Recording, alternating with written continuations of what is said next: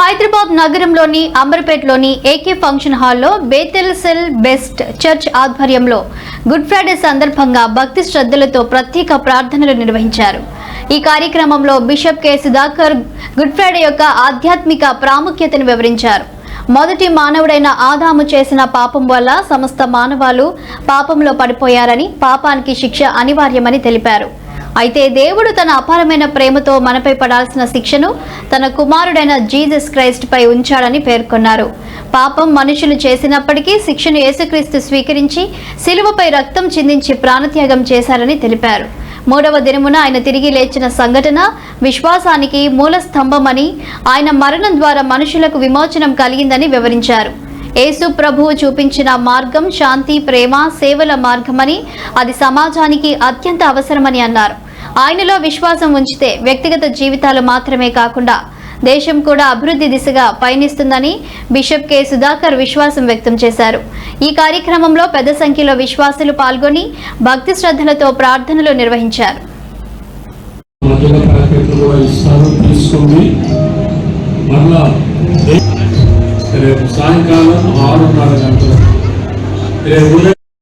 ఈరోజు Bethel cell base church వారు అంబర్పేటలో ఉన్న ఏకే ఫంక్షన్ హాల్లో గుడ్ ఫ్రైడే సర్వీస్ మేమందరము ఎంతో ఆనందంగా జరిపిస్తున్నాము.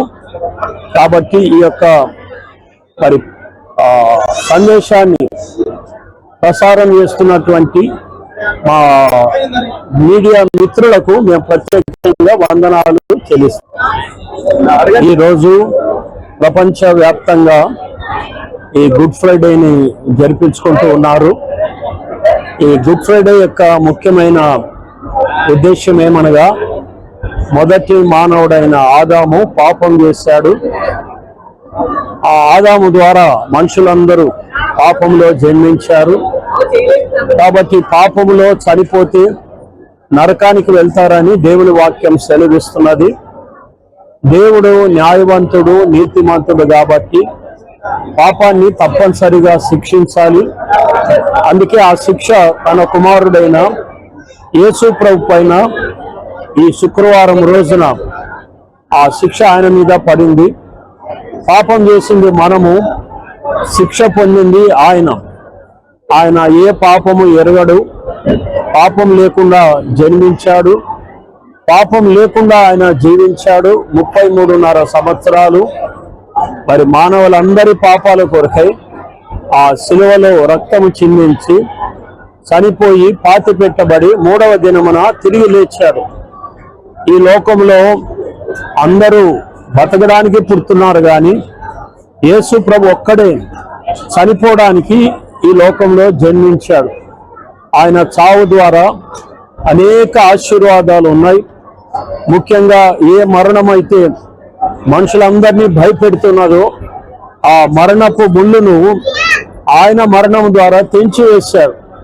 ఇక మనము మరణానికి భయపడవలసిన అవసరము లేదు.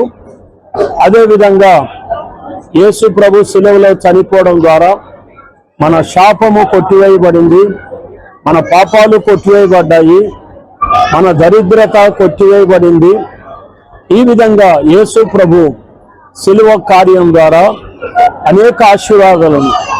అందుకే దీన్ని మరి దుఃఖ శుక్రవారము అనకుండా గుడ్ ఫ్రైడే అంటున్నా, మంచి శుక్రవారం. కాబట్టి మా టీవీ ప్రేక్షకులకు లేక మా టీవీ మిత్రులకు ఈ మాటలు మీరు ప్రచురం చేస్తున్నందుకు మీకు ప్రత్యేకంగా వందనాలు చెల్లిస్తున్నాం. ఒక మాటలో చెప్పాలంటే యేసు ప్రభు మార్గము శాంతి మార్గము, ప్రేమ మార్గము, సేవా మార్గం, మన దేశం అంతటికీ అవసరమైన మార్గం. యేసు ప్రభు యందు విశ్వాసం ఉంచినట్లయితే మన దేశమంతా బాగుపడుతుందని మేము పూర్తిగా నమ్ముతున్నాం. ఇది మతము కాదు. ఎన్ని మతాలు మారినా గుణం మారకపోతే అంతా కూడా వృధా అయిపోతుంది. కాబట్టి ఈ సందేశం విన్నవారు ఇప్పటికైనా సత్యాన్ని గ్రహించి పాప క్షమాపణ పొంది నిరీక్షణ కలిగి ఈ లోకంలో జీవించాలని యేసు ప్రభు నామమున మీకు మనవి చేస్తూ ఉన్నాం.